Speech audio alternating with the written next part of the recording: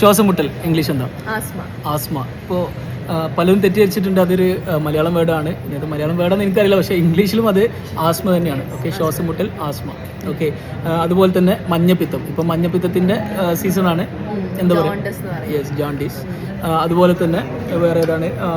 പ്രമേഹം എങ്ങനെയാ പറയാ? ഡയബറ്റീസ്. കുറേ പേര് ഡയബറ്റീസ് എന്നൊക്കെ പറയുന്നവരുണ്ട്, പക്ഷെ അത് ഡയബറ്റീസ് എന്നാ പറയാ. അതെ.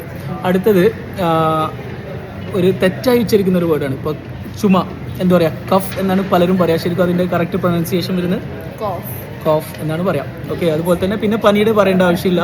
പിന്നെ മൂക്കൊലിപ്പ്. ഞങ്ങളുടെ നാട്ടിൽ അത് മൂക്കിൽ നിന്ന് ഇങ്ങനെ വെള്ളം വരുന്നതിൻ്റെ മൂക്കൊലിപ്പ് എന്ന് ഞങ്ങളുടെ നാട്ടിൽ പറയാം. അതിനെ റണ്ണി നോസ് എന്ന് പറയും. Yes, runny nose. ഓക്കെ, അങ്ങനെയാണ് ഇംഗ്ലീഷിൽ പറയാം. അതുപോലെ തന്നെ വേറെ വാക്ക് എന്തായിരുന്നു? വേദനകൾ. ഇപ്പോൾ എയ്ക്ക് എന്ന് പറഞ്ഞ വേദന. ഇപ്പോൾ പല്ല് വേദനയ്ക്ക് ടീത്ത് ഏക്ക് ആണോ ടൂത്ത് ഏക്ക് ആണോ? കുറേ ആൾക്കാർ ടീത്ത് ഏക്ക് എന്ന് പറയും, ടീത്ത് അല്ല ടൂത്ത് ഏക്ക്. ഓക്കെ, അതുപോലെ തന്നെ തലവേദനക്ക് ഹെഡ് ഏക്ക്, എല്ലാവർക്കും അറിയാം. നീ എൻ്റെ ഒരു തലവേദനയാണെന്നൊക്കെ പറയില്ലേ, ഹെഡ് ഏക്ക്. പിന്നെ വയറുവേദനക്ക് സ്റ്റൊമക്ക് ഏക്ക്. അങ്ങനെയാണെങ്കിൽ ഞാൻ നിങ്ങൾക്ക് ഒരു ടാസ്ക് തരാൻ പോവാണ്. നെഞ്ചരിച്ചിൽ എന്നതിൻ്റെ ഇംഗ്ലീഷ്.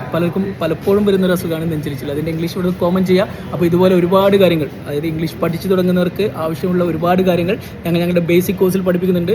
ഓൺലൈൻ കോഴ്സാണ്, 2 മാസത്തെ കോഴ്സ്. നിങ്ങൾ ഫ്രീ ഇല്ല, ഒരു അരമണിക്കൂർ ഞങ്ങളുടെ പേഴ്സണൽ ട്രെയിനേഴ്സ് നിങ്ങളുടെ കൂടെ നിന്ന് 2 മാസം കൊണ്ട് നിങ്ങളുടെ ലാംഗ്വേജ് സെറ്റാക്കും. മുകളിൽ പോവുക, ബയോയിൽ വാട്സപ്പ് ലിങ്ക് കൊണ്ട് ക്ലിക്ക് ചെയ്യാം. പുതിയ ബാച്ച് ഉടനെ സ്റ്റാർട്ട് ചെയ്യുന്നുണ്ട്.